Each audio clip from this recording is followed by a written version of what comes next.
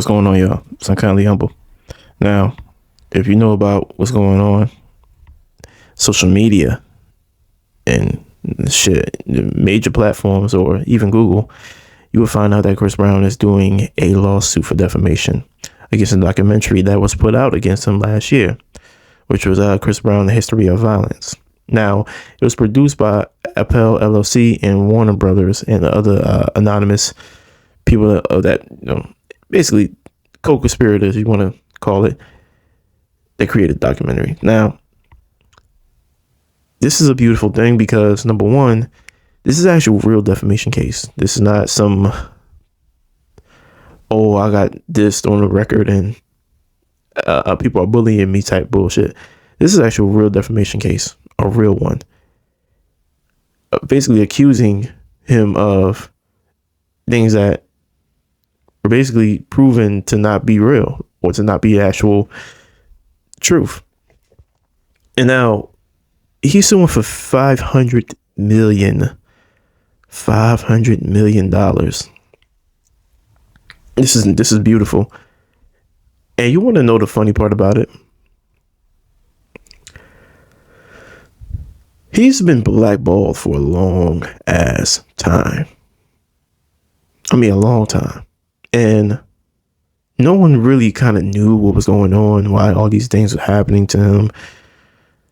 Like, why all these women coming out and accusing him of shit that he didn't do or accusing him of things that they have no proof or evidence of.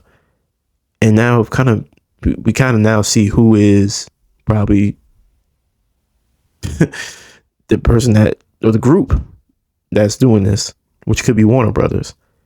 Now, we have three major labels, right? Warner Brothers, Universal Music Group, and then we have Sony. This just proves the simple fact. And as much as I'm not trying to, excuse me for blowing into the mic, but I'm just shaking my head as I'm speaking.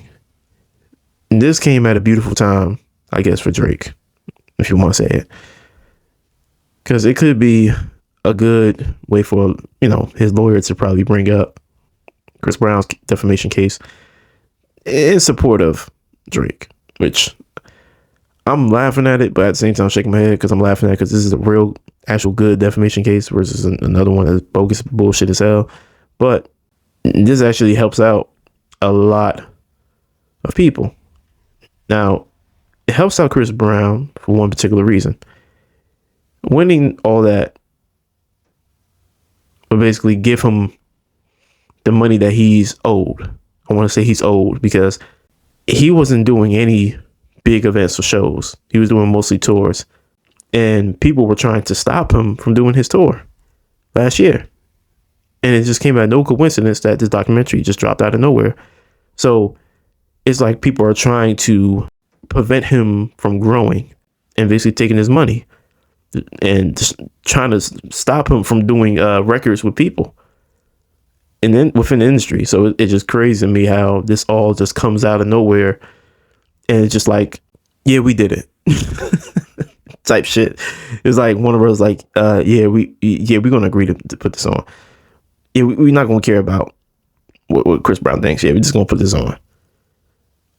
Now it just shows their hand, man.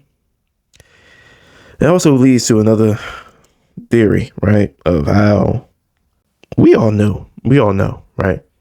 Music labels do fucked up shit to their artists or to artists.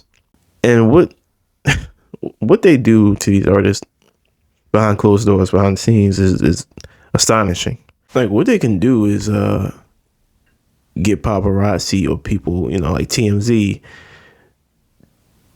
to a location to where an artist is at that is doing something that they're not necessarily supposed to do or doing an unspeakable act and capture them in that moment so that what they can do now is plot a device apply a device in there to say, hey, this person was here at this time, blah, blah, blah. So then when the accusation comes out, we got photo evidence of that person coming out of that same building that the person that accused him of this and that and the third did. And now they can't argue that they weren't there. They also got to look into the fact that there are people that are addicted or that are into drug paraphernalia, and let's just say a person trying to be sober, or somebody's getting word that person's trying to quit their habit, and then what they're going to end up doing is bringing somebody close to them that either sells it or does it themselves, and they share that the shit with them, and then now they all effed up, they high, they jacked up. Now what they could easily do, since their brain is impaired, whatever the word is, I can't even think of the word, they could end up being in a room with somebody and make it seem like something happened. And that person doesn't even know what the fuck happened. They were drugged, but not drugged, but they were on drugs, and they passed the fuck out, black out. They don't know nothing. So like what I'm saying is there's so many layers into why a person gets accused of something, especially when they're artists in the industry. There's a bunch of layers as to why a person would actually get in a situation where they can literally lose so much. You know what I'm saying? They can just lose so much, especially in a case like that. Because let's just imagine, I'm going to say sex trafficking. People can get caught up in sex trafficking too. All you got to do is fly somebody out or buy a bus ticket or whatever the case may be, and now you charged with sexual trafficking. It's just crazy how the amount of things that can happen that can put you in a legal situation that could just tarnish everything that you have. But I'm going to just end it that way. Let me know what y'all think in the comments below. It's your boy, Unkindly Humble. I'm out. Peace.